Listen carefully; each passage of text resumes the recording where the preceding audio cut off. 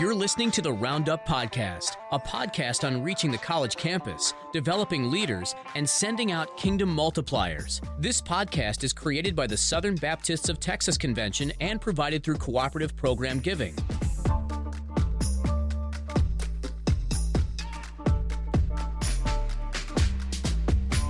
Well, howdy friends, and welcome to the Roundup Podcast. I'm your host, Mitch Tidwell. I have my co-host with me today, Chase Abner. Chase, what's up, man? Hey, Mitch. Good to be here today. Man, glad to have you. What have you been doing this week? Man, I just got back Wednesday from a few days in sunny Las Vegas, Nevada. Nice. Did you win any money?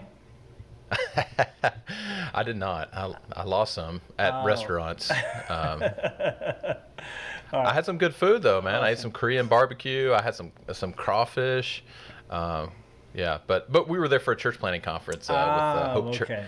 Okay. With Hope Church, Vance Pittman's the pastor there, and they have a network called M3, and so it was intensive. So getting to soak in some good principles about kingdom building over church building when it comes to church planting. It was really good stuff. Oh, nice, man, nice. So that wasn't a guys' weekend. That was strictly church business. Okay. Yes, good. Sir. Just checking on that.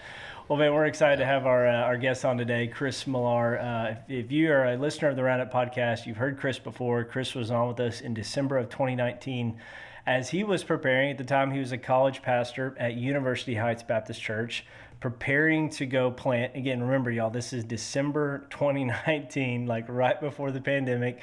The things that we wish we knew in December of 2019. So we're talking to Chris about preparing to plant. That was actually episode 4. And so we started a series then called Road to Planting, and we want to do a follow-up with Chris saying, hey, we're almost 2 years down the road from you planting a church. We've had a pandemic in the middle of that, so let's kind of catch up. So Chris, thanks for jumping on with us today.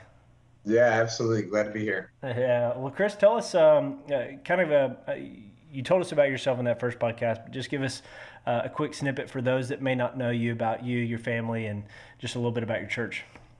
Yeah, so at that time I was a college pastor in Huntsville, Texas, at a church called University Heights, that God used to just pretty significantly change my life as a college student there at Sam Houston State. And so in 2019, married to my wife, Ashley. At that time, we had a 3-year-old. I guess, goodness, he was 2. That is crazy. So he was 2, about to turn 3. And we had a 4-month-old little girl named Ella, who just turned 2, and then our son is about to be 5. And so we moved to San Marcos in January of 2020. Kind of that very short story of path to planting involved going to a SEND conference with the North American Mission Board, hearing about the SALT network in Iowa and Resonate up in Washington, sitting next to my lead pastor and my wife, and we looked at each other and said, hey, God's made our church for this. And so in 2018, University Heights cast vision of moving from a church family to a family of churches, with the Well being sent out as the first church plant, with Ashley and I helping serve and lead in that church. And so if only it was as sweet as the SALT and Resonate videos, it would have been awesome. If everything was just 4K drone shots of beach parties and summer projects, then I think I would tell everyone listening, you should plant churches. Yeah, that's awesome. But it's not always that easy, or that glamorous. But it's been good. It has been good. So I would say, just briefly, it's shocking to think it's been 2 years since then. I would say the 2 biggest things just out the gate. I respect and adore my wife more than I ever have before in my life. I've seen strength in her, resilience in her, care from her in ways that I've just never experienced before from her. And then I also feel more known and loved by God than I ever have before in my life. And a lot of that's through some incredible trials, and not some awesome, exciting church plant start story. But I go, if that's a takeaway from the first 2 years of planting, I'll call that a win. That's a good thing. So. Well, let's get more into just the details of the story if we can, Chris. Take us back to that first quarter of 2020. What was the ministry of the well before COVID? Yeah, so transitioning from college pastor to church planter or lead pastor was a pretty abrupt shift. And but even in those first few months, I didn't really feel it. In part because we're engaging the campus at full capacity, and we had a pretty set campus playbook that we were running.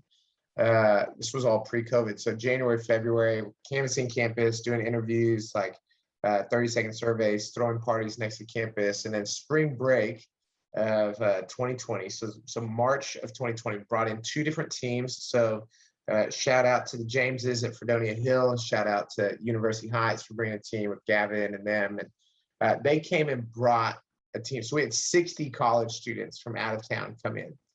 And the goal was, we're just going to blitz campus, and we're going to reach as many students as we can, and have gospel appointments and throw parties next to campus. So on March 8th, we throw a party at Gumby's, which is a pizza shop right next to Texas State. We say free pizza rolls for 2 hours, like come one, come all, and had 40 new college students come to that party. So we packed out the place. We got like 100 college students total. It's total madhouse. There's like Greeks there, there's like gamers there, there's banders there. I mean, the whole gamut of college students. I get 12 dudes numbers that are going to start Discovery Bible studies when they get back from spring break. And then 2 days later, the world shut down. And the president of Texas State literally said, hey, enjoy your spring break and don't come back to San Marcos. Out of those 12 guys, one of them texted me back after that week. And his name's Corey, and he's been one of the biggest connectors in the life of our church over the past 2 years. And so that was in some ways it could look like a car race where the car shoots out and then like a parachute is just pulled on the back of the vehicle and just comes to a really abrupt slowdown. And so at that point, no one knew what was happening. And so it's like we're on Zoom or we're meeting outside like 30 feet from each other because apparently we could all secretly kill each other with like a cough. And I mean, it's just wild. Like we had no idea what we were doing. But we weren't having Sunday gatherings at that time. And so we didn't have any of that to worry about. But we were having house churches, which is just our small group context. Like we really want that to be kind of the most potent experience of church for people within our body. And so we had those meeting, and we went ahead and multiplied into 3 of those back in March. And we're seeing God do awesome things. Like we're still seeing people get connected, and but a lot of that was just network building. Like we're just meeting people. And I would say this is one of the big shifts that I wanted to share in this time, a shift from being a college pastor to being a church planter. What happens in college world, and when I say college world, I mean campus ministry, running some of the standard playbooks. I would say what you can see happen in 72 hours on campus takes anywhere from 3 to 6 months or more in a non-student's life. And so, for example, in March, we met a family in our neighborhood. And actually did like a, hey, let's meet up on Zoom, and like somewhat like a gospel appointment on Zoom. That was in March or April of 2020. I had my first face-to-face with that husband, like a sit-down meeting, probably 8 weeks ago. And we've stayed connected since then. And so the duration of time that it takes to build a meaningful relationship with a community member, with someone that's not a college student, I've just been dumbfounded at how much longer that takes, especially when they have no context of church life. And so I'm meeting neighbors now that this guy, for instance, his wife served at our kids camp and led this like dance section of our kids camp that we did this last summer as a non-believer. And met up with her husband, and he has no clue what the gospel is. He doesn't like, that's just where he's at. But he's now interested and curious about what God's doing. And so, that's blown my mind how much slower church planting is than college ministry. That's been a interesting adjustment of pace. So, Chris, what are some of the things that I guess maybe you've had to tweak? I mean, obviously, probably expectation on how fast things are going to move, but what are some ways that you've had to transition in your leadership from lead pastor to college pastor to help with some of that, like with that community side of that ministry? Yeah, I think one of the shifts in transitioning from college guy to lead pastor is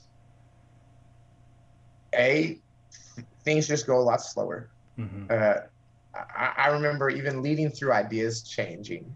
So like there was a point in time where we were talking about perhaps killing our weekly gathering in our college ministry. I kid you not, it took 30 minutes over double days. And the whole table of college students was like, yeah, actually, I think that is a great idea.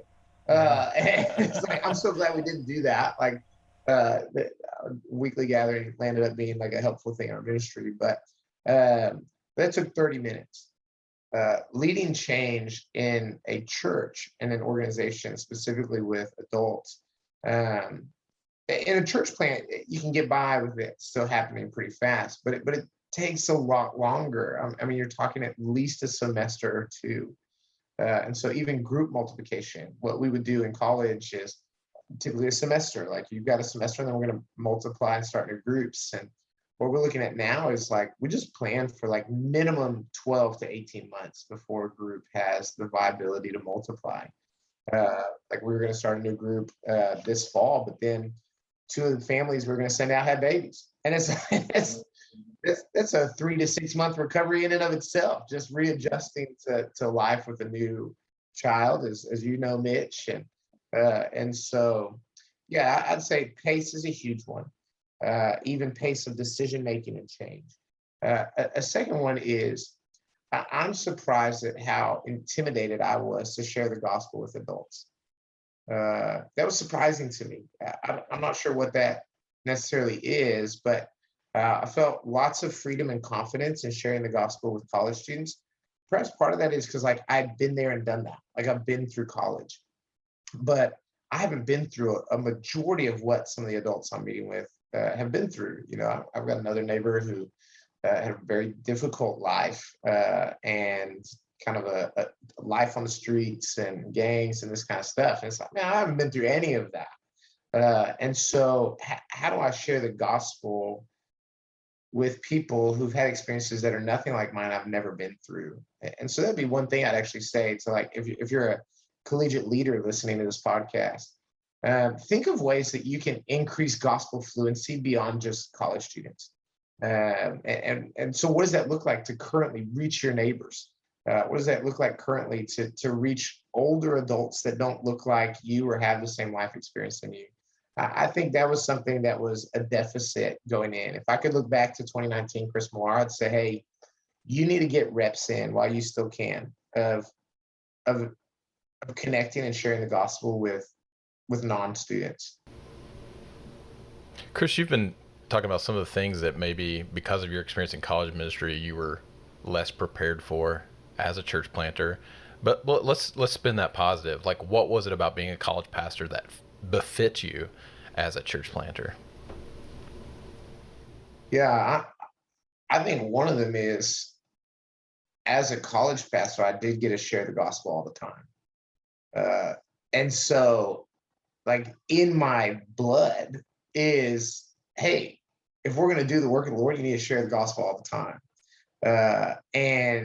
And so there are weeks, not every week, but there are weeks where I am sharing the gospel with someone who is not a Christian and might not even have a Christian framework multiple times a week, which is like some of the most fun for me. And so I think that was one that was very beneficial. Is like just in the DNA of doing collegiate ministry was I'm regularly sharing the gospel, and that has been a huge help and a gift in this current ministry.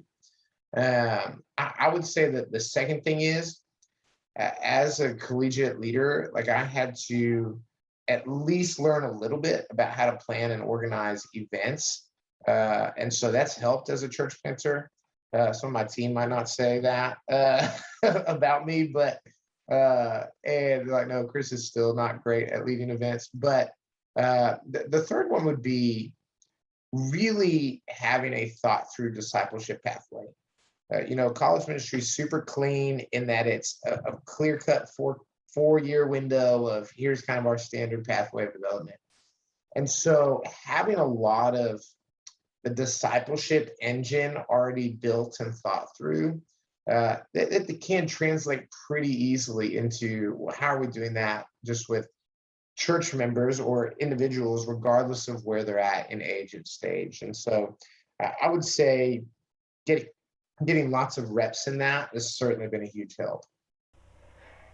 Chris, what has been, you mentioned this a little bit at the very beginning, but how has, like, the course of this last 2 years, how has this affected you just personally? How has this affected, like, your family? Like, what are some of been those biggest changes since planting in, you mentioned that, you feel closer to the Lord now, closer to your wife, but kind of what has led to all that? Yeah, there's some of that. Like, hey, if you want to hear more about that, maybe shoot me an email. We can set up a time to talk. But painting with some broad strokes, and there have been some trials, specifically some relational trials that have rocked us, that have honestly impacted how I relate to people. And there was a window there late last year where my wife would say, hey, I feel like my husband's personality is fundamentally changing. And that wasn't like a good thing. Like, she married this guy that's like joyful and energetic and charismatic and passionate. And I think at the end of last year, a lot of my passion was drowning in pain and trials, and even just beyond COVID and planting in COVID, but some relational trials of people leaving our church. And those were deep waters to walk through. And so by the grace of God and some really good counseling, and a really great network of people, Chase Adner is one of those guys for me. Like, I've had phone calls with Chase that we wouldn't record on a podcast. And like, I'm just raw and sharing, man, this is super hard. And so through those things, like, Ashley just said the other day, like, hey, like, I'm really glad that you've come out of that like your joy is back, your passion's back. But that caught me off guard of, like, there's hard things in college ministry, certainly. My goodness, there's hard things in college ministry. But one of the things we talk about that's a shift between college engagement and then like lead pastoring or community engagement is oftentimes in college world, there's just a lot less strings attached to that individual person. So if a college student makes a terrible decision, like it has some fallout, it has some impact, but typically there's not a spouse involved, there's not children involved, there's not I lost my job and now I can't afford my family involved. And so I think wading through those heavier things has taken a toll just on like the weight of ministry. So then I'd say this, to the like nearness with my family and with God. There were two specific moments where Ashley and I were just beat up, and laying in bed, crying ourselves to sleep, and really crying out to God, like, hey, what if we fold? Like, what if we tap out? And honestly, we joke, like, what if we just moved to Iowa, became a resident, and planted with Saul, and just started over. And it was in that I think the Lord really was doing some foundational work in us. Like, what were we really called to? And that's what, like, I would pause here for a moment. Like, if you're listening to this and you're thinking, God might be calling me to plant a church or be a part of a planting team, be really thorough in what God's calling you to. God was not calling us to a specific team or a specific results in light of the ministry we do. God was calling us to a life of obedience lived out in relationship with him, and for us in a specific place. But that calling was rooted first and foremost in a calling to God. Like we see that in Isaiah chapter 6. Like Isaiah's ministry isn't going to be glorious. It's actually going to be pretty miserable for 60 years. But Isaiah was first and foremost called to obedience to God, not to some glorious, glamorous ministry. And when that ministry got shattered through COVID, through broken relationships, we go, what are we doing here? And it was in those moments that God said, you're following me. That's what you're doing here. That's what I've actually called you to. And all of that work bred a much deeper intimacy in our family and a deeper intimacy in our relationship with God. And those are things that you can't put into a residency, you know? Yeah. So that's good. One of my takeaways from the conference I attended this week was when Vance Pittman just really emphasized the point that our primary calling is not to ministry, it's to intimacy.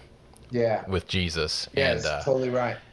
And then ministry flows out of having that intimacy with Jesus. And you know, I've been around church planting for almost 20 years now in some capacity, church planting adjacent, of doing college ministry, helping churches, part of young churches, part of ascending church, and doing it vocationally now as a church planting leader for, I don't know, almost 5 years, I guess. And so I just want to say, like in Chris's case, Mitch, he's had a hard path. And Chris, I've told you that, you know, there's layers upon layers of difficulty that God has brought your way, that at several points in time, I think he even said, like, man, if you walk away, it's okay. I'm not judging you. Like, I get that this is hard. The thing that I think has enabled Chris and Ashley to keep their hand to the plow, even when things were really thin, and I'm saying all this just to commend Chris, but then also to our audience, the thing that has kept them in this, of course, is Jesus, but it's also the vulnerability and authenticity that Chris carries as a leader, that he has people in his life that he can say things that he'd be embarrassed to say on a podcast, but he will be himself with what's hard. And you know, he's talked about seeing a counselor. Totally recommend that for ministry leaders, especially when you're in a hard season. But beyond that, he's got prayer team, he's got coaches, he's got people that he invites into those hard things, and that willingness just to be completely vulnerable. You're not going to make it in ministry very long unless you have those relationships, and certainly not in a planting scenario where there's just layer upon layer of difficulty and challenge. And so, Chris, just again to commend you, that's what I admire about you, and I think that's been the key to you, you know, keeping your hand to the plow as you have, and to Ashley as well. And so, make sure she listens to this too, so she can hear me brag on her. And even in that, you know, I'm on Chris's prayer team. Actually, I'm on one of them. I don't know. He's probably got multiple, but that intimacy piece is often what he's asking for. So when he's identified a challenge in his life, it's not, you know, take this problem away. It's help me meet Jesus in the middle of this. And so, anyway, just love that about you, Chris. It encourages me and inspires me when I get to be a part of that with you. I would just say, like, hey, I'm incredibly grateful for you and for you, Mitch. But I just make sure I don't have anyone who's like regularly cheering for the Dallas Cowboys on my prayer team, because I don't know if their prayers actually work. But and so wait, well, I do appreciate your empathy when they have lost. You do text me and let me know that you care for me and pray for me. I work hard at relationship building, but like a lot of guys go like, you need to go build your prayer team, and typically that's part of like ministry partner development, or like, hey, even like in its worst, it's like brand recognition and like get the name out about your church, but for like future fundraising hopes. But like none of the guys on this prayer team give us any money, and none of them have any like authority in my life to the extent that like they can't fire me, they can't, you know, they're really detached outside of prayer and investment in my life personally from any decision making in the life of our church. None of those guys live in the city that I'm in. And so that's just been like, man, have a prayer team where you really can be like freaky honest. We're not talking like a newsletter prayer team. I'm talking like, do like your special weapons and tactics prayer team. And so just a side note on that prayer team thing, like Chase isn't on like a newsletter prayer team. He's on a group of 7 men that I text any hour of any day. Hey, if you don't pray, I don't know if we'll make it. He's on that prayer team, and you need one of those. And so that's good, man. Chris, I think one of the things I really love about you as a leader, and I think I know you're still early in on church planning, but your ability to surround yourself with men and women that have the ability to speak into your life and shape you, and just your humility and that. So, man, really appreciate that about you. Thanks, man. Chase, is there any other question you have for that, or is there, or I have another question I was going to ask about, maybe some advice he may give someone, but I didn't want to jump before if you had something else you had there. No, I just wanted to brag and encourage Chris. Go ahead. Awesome. Well, Chris, think about this. Like, if you could go back to Chris Millar, December 2019, what advice might you give him as if you're just that older guy as you're walking into that 2020, what would you say to Chris Millar in 2019? Yeah, I think one of the things I would say is be even slower to call people leaders. That's a good word. And I'll tell you, man, when you're planting a church, you are desperate to call people leaders. And you think, if I call you a leader, people are going to follow you. And you're investing, you're sharing authority and power, honestly. And titles do mean things. And I mean, I'll just be like way slower to do that. If you're going to call someone a pastor in your church, like, you better think long and hard about that. Yeah. You better have some other people speak into that. If you're going to call someone a house church leader, if you're going to call whatever if you're going to give them leadership, perhaps a helpful thing, like, hey, if I'm going to call this person a leader, what would happen if they stopped leading, or if we needed to ask them to stop leading? What would happen in that context, and how would they respond to that? And some of that you just can't know. Yeah. But I think I would tell Chris Millar in 2019, hey, you better slow down, boy. And don't empower people just because of need. So in that, I would say, like, people talk about in hiring, you got to talk about character, competency, culture, and chemistry. I would say, like, if you were putting percentages on those things, if competency is getting like 20%, character in my book now is probably getting 65 to 70%. And because you can train in character, you can train in competency. Character is a lot harder to train in. And so my wife hates it when I say this, but I say, I'm probably not going to invite someone into a high level of leadership until I've watched them bleed. And she just hates the saying, but I go, until I've really seen you suffer and watched how you respond to suffering and pain, I'm just not going to really know, like, what kind of leader you actually are. And so that would be a huge one. Character over competency, and be way slow to call people leaders in your new context. That's good. Sure good, man. I think if I was throwing out another one, plan ways that you're going to have fun with your team. I'm not great at that. But like Mitch the other day, like, we had a roundup meeting, and we, I guess not the other day, it was like a year and a half ago now. And like 6 of us went and did this virtual reality thing in Austin. and that was so life-giving and energizing, and we still joke about it regularly today. So that was with like John Molina and Chris Cummings and you. It's like, man, that was like, I feel so close with them. Yeah. But it's so easy for ministry to just become hard relational work, hard organizational work, results-driven, mindless, like just put your head in a wall kind of work. Yeah. And I would tell 2019 Chris, hey, Chris, I know you're not great at this, but you need to get some muscles in how to have fun with your team. Like, just party with them.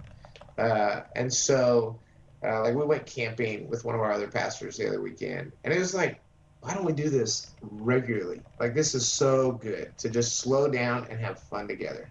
We just did a college young adult camping trip. And sure, that's part of our like little organizational playbook on reaching the campus, but Ash and I went with the kids, and it was just like, we're just here to have fun. Like, I'm not leading anything. We're just playing. And that stuff is life, and it goes a lot further than you might think. And that is 1,000% true. I've always, in fact, that was like a Kindig matrix I think he taught one time with family. Oh, Scott Kindig, what a guy! Yeah, purpose and play, man. Just do things on purpose, and then have fun while you're doing it, and that does breed just an intense amount of community. And I will never forget that virtual gaming experience. That was so fun, so hot, and it was incredible. And I was we had our last roundup meeting, lead team meeting there in August, and several people bounced. Yeah, man, I don't know. We'll have to get our act together for that for sure. Yeah, that's good. Even just hearing you guys talk about the play and the fun aspect of being with your team, it comes back to the kingdom, right? The already and the not yet. Yeah. And when you're planting, you see yourself as a missionary, you really focus on the not yet of the kingdom, and so you default towards being a laborer. But you got to remember the already of the kingdom, which means you're a feaster. You're a you sit at you sit at a table with the people of God, and so man, may we have more of both in our respective worlds. Yeah. That's a great word. Yeah. Good stuff. You want to land the plane, Mitch? I will. All right, Chris. We have listeners on here, maybe college pastor, college minister, student. What advice may you give them if they're wrestling with, hey, I think the Lord may be calling me to become a part of a church plant one day in the college context? What wisdom, what advice might you give that person? Yeah, I think a couple things, and I've had this opportunity even recently. We actually have a guy that just became a part of our church and that moved to San Marcos with the dream of planting. And so I would say, like, this guy's doing what I think I would encourage is like, hey, just go be a part of one. Go check it out, see what it's actually like. But I would say this, and I'm not knocking the incredible videography that some of these churches crank out. This was my own brokenness meeting things that are happening in the world around me. Okay. I think I watched those videos, specifically like Salt and Resonate videos. Gorgeous work, incredible. And I went, wow, we're going to do that. And it's going to be amazing. And now actually the SBTC, like we have our own video. But I can tell you stories of people in that video that are not glorious, that are not amazing. And I think I wish I had sat with more planters and spent time with them, like actual time, building relationship with them, that could have given me a bigger dose of realism instead of romanticism. I would say a little bit, Mitch.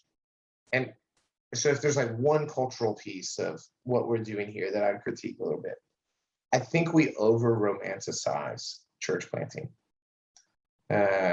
Just a pinch. And again, most of that's my own brokenness, just attaching to things that are happening around me. But I think there's a bit of over romanticism that we feel so desperate to recruit planters that we've got to paint it as this like really attractive thing.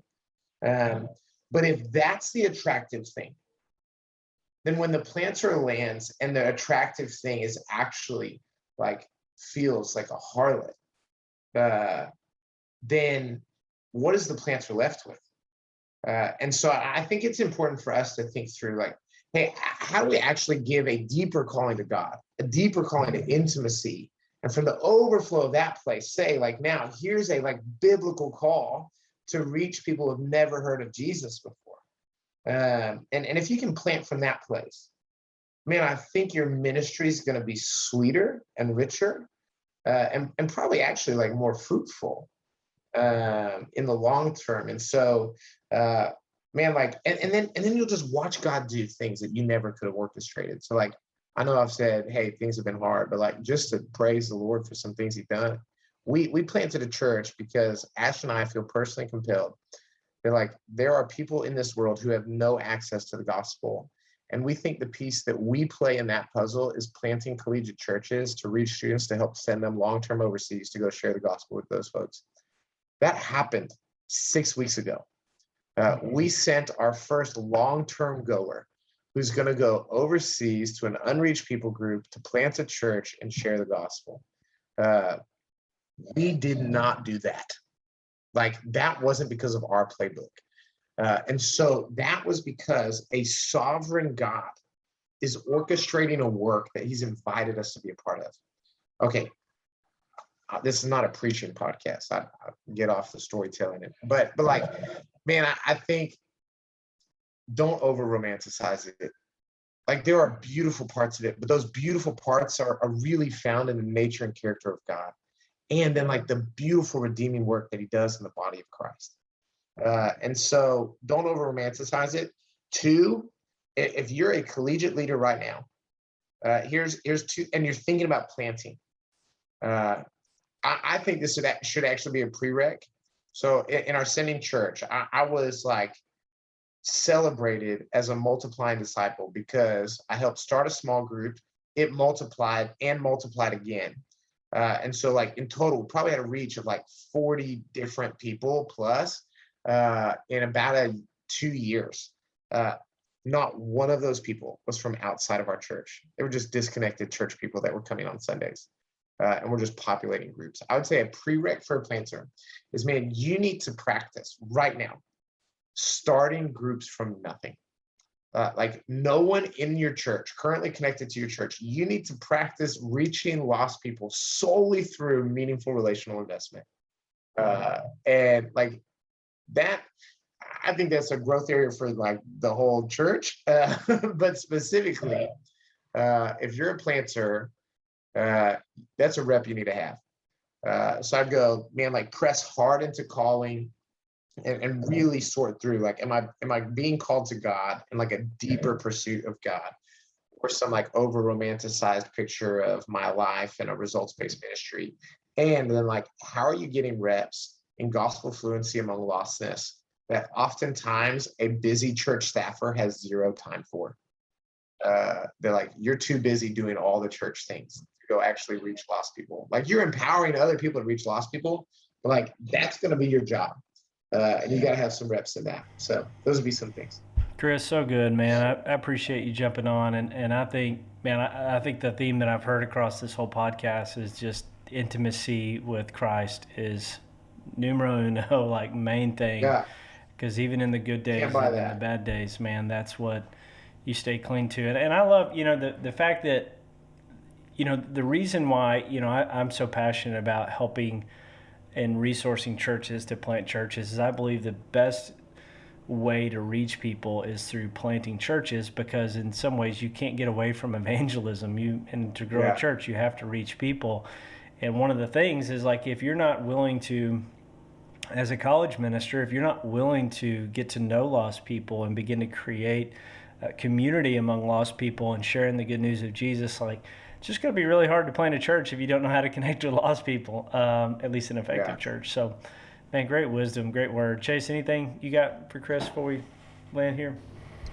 No, man, just keep on, and come see us in Iowa as soon as you can. Yeah. Hey, well, I heard there's some deeper partnerships between NAM and the SBTC, so I'm just believing that means more Chase Abner in Texas. Yeah, hey, I hope so. Yeah. I've been looking for houses around here for them, so I Hey. found one down the street here. There you go. It could be my winter home. I can winter in Texas. Hey, it would be a great winter home, man. It's about 60 degrees here. It's awesome. So. Yes. Oh man, awesome. Well, Chris, thanks so much for your time, bro. And then, thanks man, you guys. we'll look forward to keeping up with you. Awesome. All right, see you, man. Friends, thanks for listening to the Roundup Podcast. I hope you enjoyed today's show. Don't forget, subscribe to our podcast on Apple Podcasts, Spotify, and we now have a YouTube channel where you can watch the video of it too. So don't forget to subscribe there. Follow us on social media at SBTC Collegiate. You can stay up to date on all of our podcasts, blogs, any kind of resources that we put out. So, friends, thanks for joining us, and we'll see you next time.